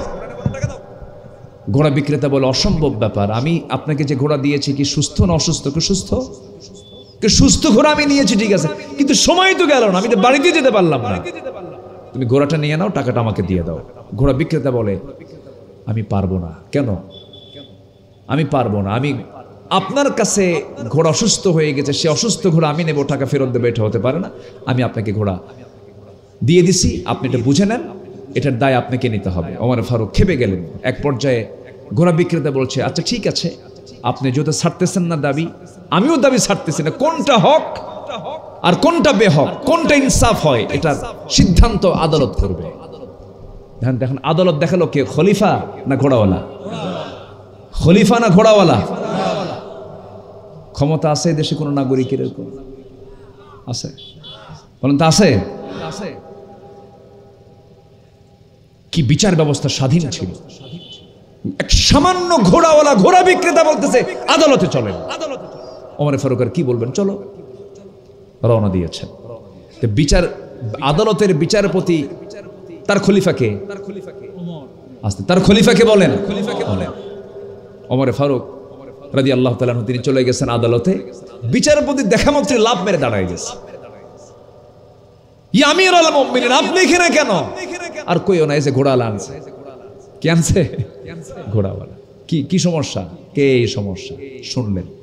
শোনার পরে, বিস্তারিত শোনার পর ওই বিচারপতি বলছেন, কাজী শুরাইহ ইবনুল হারিস আল কিন্দি রাহমাতুল্লাহ আলাইহি, যিনি 100 বছর বিচারপতির দায়িত্ব পালন করেছেন। 100 বছর কি বলে, 100 বছর জীবিত ছিলেন, দীর্ঘদিন তিনি বিচারপতির দায়িত্ব পালন করেছেন, অনেক লম্বা সময় তিনি পেয়েছিলেন। তিনি সাইয়েদনা ওমর ফারুকের বিচার করেছেন, সাইয়েদনা আলী রাদিয়াল্লাহু আনহু বিচার করেছেন, কিন্তু বিচারগুলো গেছে সব খলিফাদের বিরুদ্ধে। দেখেন কি হয়। তো সব শোনার পর মাথা নিচু করে একটু বিনম্র চিত্তে বিচারপতি কাজী শুরাইহ ইবনুল হারিস রাহমাতুল্লাহ আলাইহি খলিফা ওমর ফারুককে লক্ষ্য করে বলছেন, আমিরুল মুমিনিন, আমি আপনার চেহারা দেখে বিচার করছি না, আমি হক দেখে বিচার করছি। সুবহানাল্লাহ বলবেন না? ওমর ফারুক বলেন, আমি তো এটাই চাই, তুমি এমনই বিচার করবে, আমি এটাই কামনা করব। এবার তিনি বলছেন, আমিরুল মুমিনিন, আপনি আমার সামনে সুস্থ অবস্থায় সুন্দর করে কথা বলছেন, আমিও কথা বলছি, কিন্তু আপনি কি গ্যারান্টি দিতে পারবেন আপনি সুস্থ অবস্থায় বাড়ি পর্যন্ত যেতে পারবেন না? তাহলে সুস্থতা অসুস্থতা কার পক্ষ থেকে আসে? আস্তর কার পক্ষ থেকে আসে? ঘোড়া আপনি সুস্থ নিয়েছেন কিনা? হ্যাঁ, সুস্থ নিয়েছি। সেই ঘোড়াটার কেনা বেচা হয়ে গেছে, লেনদেন ক্লিয়ার হয়ে গেছে, আপনার মালিকানায় ঘোড়া চলে গেছে। এরপরে ঘোড়াটা অসুস্থ হয়ে পড়েছে রাস্তায়। এটার দায় ঘোড়া বিক্রেতার নয়, এটার অবশ্যই লাভ ক্ষতি আপনাকে বহন করতে হবে। ওমরে ফারুক মাথা নিচু করলেন, কিচ্ছু বললেন না, মুসকাশিমের আস্তে করে বের হয়ে গেলেন। বিজয় হয়ে গেল ঘোড়াওয়ালার। চলে গেছেন বাড়িতে। রাতটা পার হতে না হতেই পরের দিন মাজলিসে শুরার বৈঠকে ওমরে ফারুক রাদিয়াল্লাহু আনহু বললেন, আমি একজন আশ্চর্য বিচারপতি পেয়েছি গতকালকে, যে আমার বিরুদ্ধে রায় দেয়। আমি খুব খুশি হলাম, সবাইকে জানান দিয়ে আমি এটাও জানায় দিলাম যে লোকটা কোনো ব্যক্তির চেহারা দেখে বিচার কার্যের ফয়সালা করে না, সে আল্লাহর ভয়ে বিচার করে, তাকওয়াকে প্রাধান্য দিয়ে বিচার করে। আমি তাকে আঞ্চলিক বিচারপতি না বানায় আমি তাকে চিফ জাস্টিসের পদ দিয়ে দিলাম। যেরকম সুবহানাল্লাহ। কোন গুণ? কিসের গুণ বলেন? তাকওয়া। আল্লাহ রাব্বুল আলামিন বলছেন মুত্তাকির জন্য জান্নাত, ইন্নাল মুত্তাকিনা ফি জান্নাতিন ওয়া নাঈম। জোরে বলুন আল্লাহু আকবার। 15টা গুণ আমরা অর্জন করব, জান্নাত পেয়ে যাব। কয়টা গুণ বলেন? জান্নাত প্রাপ্তির জন্য 15টা কাজ আমার আপনার জন্য। 2টা চলে গেছে, আরো আছে কয়টা? নুরু, ওয়াজ কি শেষ না শুরু? বলেন, ওয়াজ কি শেষ না শুরু? সময় লাগে, সময় ছাড়া হয় না। এই জন্য আপনারা সময়টাকে আমাকে নিয়ে অনেক সময় ঘরে বসায় রেখেছিলেন। ওখানে বসায় না রেখে যদি মঞ্চে আনতেন খুব ভালো হতো, তাহলে আরেকটু সময়টা বেশি দেওয়া উচিত। আমি কি শেষ করে দেব? ওঠে কেন? ধরেন তো, যে ধরেন তো, বসেন বসেন, একটু বসেন, একটু মজা করে বললাম বাবাজি, রাগ করা যাবে না, একটু বসেন, একটু বসেন। তাহলে ঈমান আনা, নেক আমল করা, তাকওয়া অর্জন করা। নাম্বার 3 হচ্ছে নামাজ কায়েম করা। কি করা বলেন তো? নামাজ আদায় না কায়েম? নামাজ আদায় তো অনেকেই করে, কিন্তু নামাজ কায়েমের পক্ষে নাই, এমন লোক আছে না নাই? ব্যক্তিগত জীবনে নামাজ পড়বো কিন্তু রাষ্ট্রীয় জীবনে নামাজ কায়েম হোক এটা চায় না, এরকম ফাসিক মুনাফিক আছে না নাই? কপালে কালো দাগ, দাড়ি মাশাআল্লাহ সালমান এফ রহমানের মতো। নাম শোনেন না আপনার? নাম শোনেন? মাঝে মাঝে দাড়ি থাকে, মাঝে মাঝে দাড়ি কাটে। দাড়ি থাকে আবার কি দাড়ি কাটে। এখন আবার দাড়ি রাখছে তো। হায় হায় হায় হায়, চেহারাটা কি! ওরে বাপ রে বাপ, মনে হয় আসমান থেকে ফেরেশতা নাজিল হয়েছে। মাথা থেকে পা পর্যন্ত সব সাদা, মাথার চুল, চোখের ভ্রু, মানুষের সাদা, দাড়ি, মোস, জামা কাপড়, পাজামা, এমনকি জুতা পর্যন্ত সাদা, সব সাদা। কিন্তু হঠাৎ করে কালো হয়ে গেছে মাঝখানে। যাবে কই? আইনমন্ত্রীকে বললো চলো আমরা একটু নৌকায় চড়ি। ভুল করে আবার নৌকায় চড়ছে। নৌকায় চড়ে আর পার হতে পারে নাই, কোস্টগার্ড ধরে ফেলেছে। এইদিকে মাথার চুল ছিল সাদা, পড়ছে কালো, দাড়ি মোস কাটছে, গেঞ্জি পড়ছে, লুঙ্গি পড়ছে। আইনমন্ত্রীকে কোস্টগার্ড চিনতে পারছে, তাকে ধরছে। চলেন স্যার, চিনছি, থানায় চলেন। আমি একা আসছি? মানে আমি তো একা যাবো না, আমি এত একা আসি না, আমি আরেকজনকে সাথে নিয়ে আসছি। কে? কই যায়? ওটা কে? ভালো করে দেখো, ওটাই দরবেশ। কি কথা কি বুঝতেছেন? চিনতে পারে নাই। মানুষ এমন হতে পারে, চিনতে পারে নাই। তাহলে ধর্মের ব্যবসা তারাই করে যারা দাড়ি রাখে, আবার কাটে, আবার রাখে। ঠিক কিনা? ধর্মের ব্যবসায়ী বলে গালি আমাদেরকে দিবেন না। যারা নির্বাচন আসলে পরে নতুন করে টুপি পড়ে, হজে যায়, আসরের নামাজ 4 জায়গায় 4 বার পড়ে, আছে না নাই? কিন্তু আমরা টুপি একদিন পরে না, আমরা সারা জীবন টুপি পরি। কি আমি ভুল বলতেছি নাকি? সম্মানিত ভাইয়েরা, সম্মানিত বন্ধুগণ, নামাজ কায়েমের কাজে আমরা থাকবো। জোরে বলি ইনশাআল্লাহ। নামাজ কায়েমের কাজ কি একা হয় না? সম্মিলিত, সংঘবদ্ধ হতে হবে। জোরে বলি ইনশাআল্লাহ। আল্লাহ রাব্বুল আলামিন বলেন قد أفلح المؤمنون الذين هم في صلاتهم خاشعون والذين هم عن اللغو معرضون والذين هم للزكاة فاعلون والذين هم لفروجهم حافظون কোন মুমিনরা সফল? যারা নামাজটাকে অত্যন্ত খুশুর সঙ্গে মনোযোগের সঙ্গে আদায় করে, যারা বাজে কথা থেকে জিহ্বাকে বিশ্রাম দিয়ে দেয়। বাজে কথা বলা ভালো না চুপ থাকা ভালো? বলেন বলেন বলেন বলেন। বাজে কথা না চুপ থাকা? আর কথা যদি বের করতেই হয় সেই কথা হবে খারাপ না ভালো? বলেন খারাপ না ভালো? ভালো।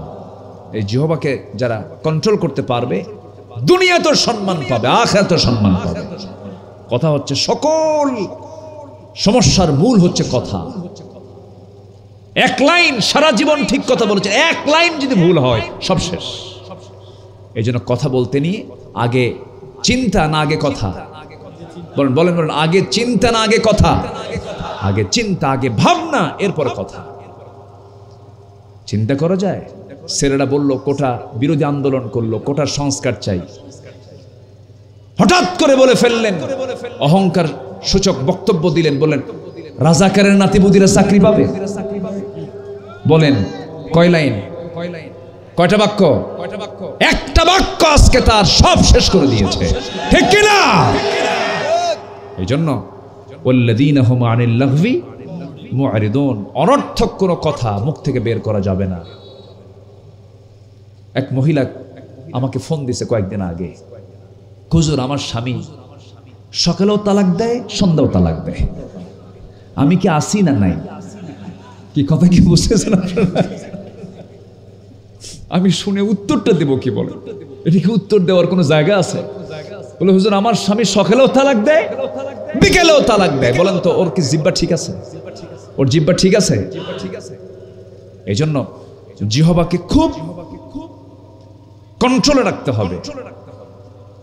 যার জিহ্বা কন্ট্রোল তার ঈমানটা নিয়ন্ত্রিত। আল্লাহু আকবার বলেন। জিহ্বাকে খুব কন্ট্রোল করব আমরা, জোরে বলি ইনশাআল্লাহ। আল্লাহ পাক নামাজের পরেই জিহ্বার কথা বলেছেন। নামাজের পরে কিসের কথা?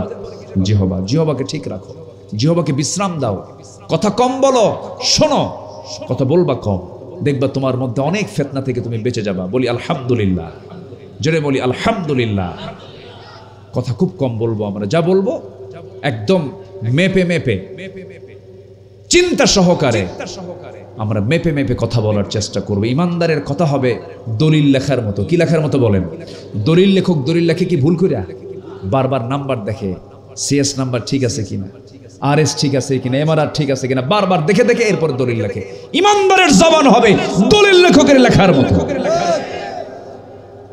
সম্মানিত ভাইয়েরা, জান্নাত পেয়ে যাব। আল্লাহ পাক বলছেন উলাইকা হুমুল ওয়ারিসুন আল্লাযীনা ইয়ারিসুনাল ফিরদাউসা হুম ফিহা খালিদুন। আরো থাকলো কয়টা? 12টা। আরো আছে কয়টা? 12টা। আমি এক লাইনে শেষ করছি। নাম্বার 4 হলো রোজা যারা পালন করবে, রমজান মাস না আরো মাস? শুধু রমজান না, আরো মাস আছে না নাই বলেন? মাঝে মাঝে আমরা রোজাদার হব, মাঝে মাঝে আমরা রোজা রাখবো। আমার নবীজি রোজা রেখেছেন, সুন্নাহ রোজাও আছে, নফল রোজা আছে, ফরজ রোজাও আছে। আল্লাহ রাব্বুল আলামিন বলছেন রোজা রাখার উপকারটা কি? আল্লাহ রাব্বুল আলামিন বলছেন কামা কুতিবা আলাল্লাযীনা মিন ক্বাবলিকুম লাআল্লাকুম তাত্তাকুন। মুত্তাকি হয়ে যাবে, তোমার চোখের গুনাহ থেকে তুমি বেঁচে যাবে, নফসের খাহেশাত থেকে, ওয়াসওয়াসা থেকে তুমি রোজার মধ্য দিয়ে নিজেকে পরিশুদ্ধ করতে পারবে। আল্লাহ রাব্বুল আলামিন এই রোজাটা দিয়েছেন আমার বন্ধগণ বান্দাকে জান্নাতের উপযোগী করে গড়ে তোলার জন্য। নাম্বার 5 হলো জীবনের সকল জায়গায় আমরা তাওয়াক্কুল করব, ভরসা করব একমাত্র কেবলমাত্র কার উপরে? আসতে বলবেন না, কার উপরে? আল্লাহর উপরে। আল্লাযীনা সাবারু ওয়া আলা রাব্বিহিম ইয়াতাওয়াক্কালুন ওয়াল্লাযীনা ইসতামিউনাল কওলা ফায়াত্তাবিউনা আহসানাহু উলাইকা আল্লাযীনা হাদাহুমুল্লাহ ওয়া উলাইকা হুম উলুল আলবাব। জোরে বলুন আল্লাহু আকবার।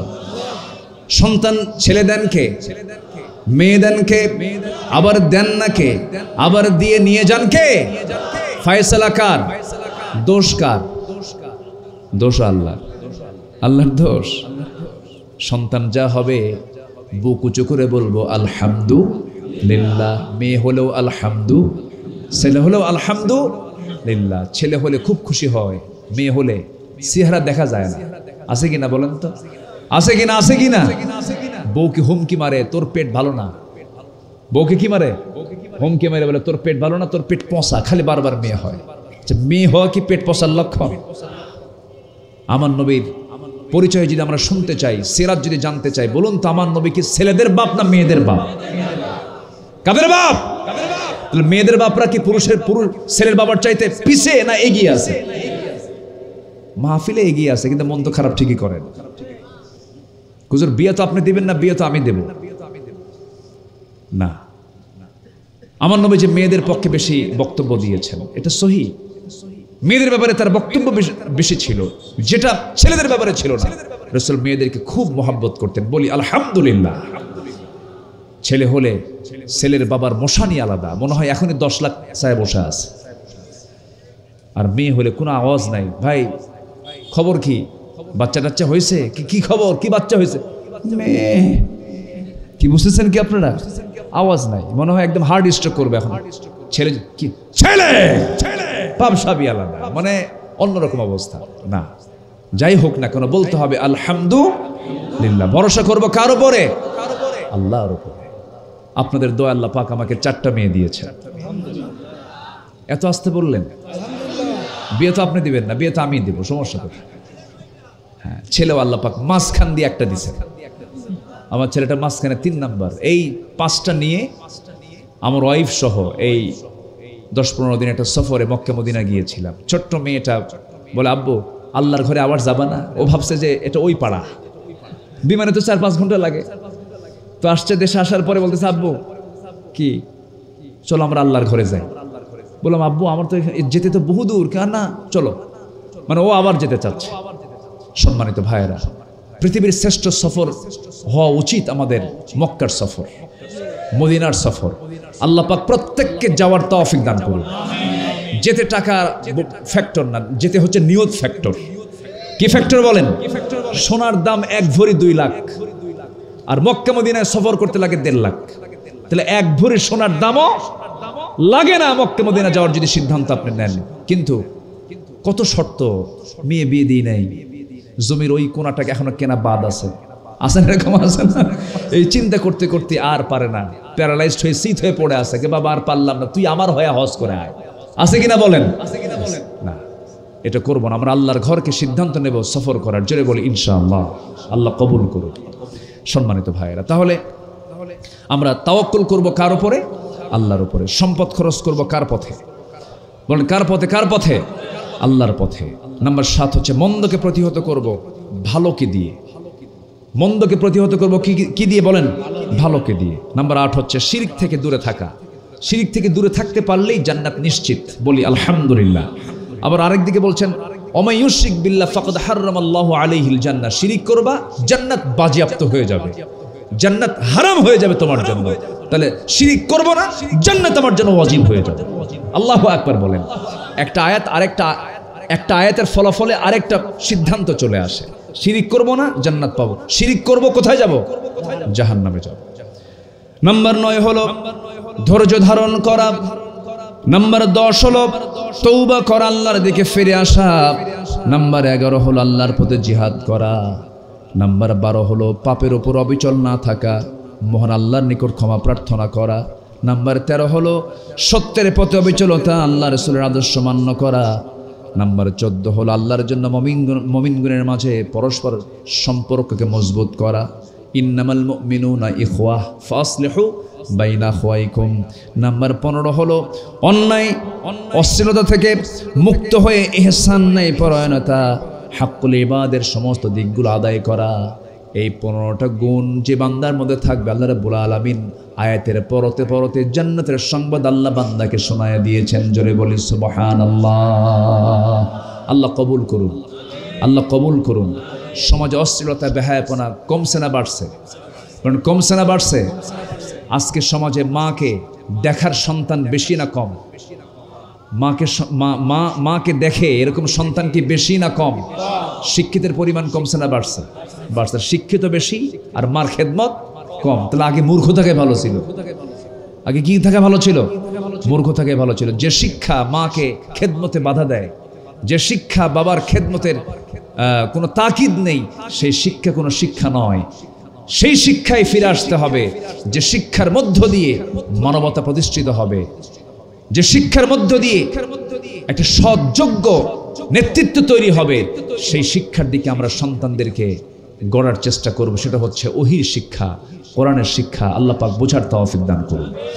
আমরা শেষে এসে এতটুকু কথা বলতে চাই, ইউনিভার্সিটি বেড়েছে, কলেজ বেড়েছে, শিক্ষাঙ্গন বেড়েছে, বেহায়াপনা বেড়েছে। তাহলে কেন শিক্ষার ফলাফল তেমন হওয়ার কথা ছিল না? আমরা এই বেহায়াপনা, অশ্লীলতা এগুলো বন্ধ করার জন্য এই মাহফিল প্রাঙ্গণ থেকে একটা আহ্বান জানাতে চাই, একটা সুস্পষ্ট একটা বিষয় জানান দিতে চাই যে সকল শিক্ষাঙ্গনে সায়েন্স, টেকনোলজি, আর্টস, কমার্স সবই থাকুক। বিবিএ, এমবিএ যা করেন, যা কিছু করেন, সব ফ্যাকাল্টি চলবে, কিন্তু সাথে প্রত্যেকটা ডিপার্টমেন্টে কোরআন শিক্ষা বাধ্যতামূলক করে দিতে হবে মুসলমান। দেখবেন শিক্ষিতের হারও বেশি, শিক্ষার আলোটাও সমাজে ছড়িয়েছে বেশি। আল্লাহ রাব্বুল আলামিন জাতিকে এমন শিক্ষায় শিক্ষিত হওয়ার তৌফিক প্রত্যেককেই আল্লাহ পাক দান করুন। জোরে বলি আল্লাহুম্মা আমিন। প্রত্যেক ভাই তার মেয়ের দিকে খেয়াল করবেন, প্রত্যেক বাবা তার মেয়ের দিকে খেয়াল করবেন, প্রত্যেক ভাই তার বোনের দিকে খেয়াল করবেন। আমরা যে জামানায় পড়েছি এখন, ঈমান রক্ষা করা শুধু কঠিন না বড় কঠিন? শুধু কঠিন না বড় কঠিন? একটা মোবাইল মুহূর্তের মধ্যে আপনার জীবনকে নাশ করে দিতে পারে, আপনি ঈমানকে ছিনতাই করে নিয়ে যেতে পারে। এই জন্য খুবই সাবধান।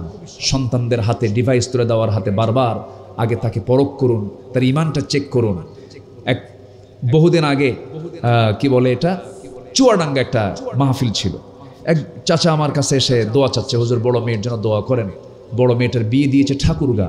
বললাম চুয়াডাঙ্গা কোথায়, ঠাকুরগা কোথায়, এত মাইল দূরত্ব? বিয়ের ঘটককে মুসকে হাসি মেরে কয়, হুজুর মোবাইল। ঘটককে মোবাইল। এটা মারাত্মক জিনিস।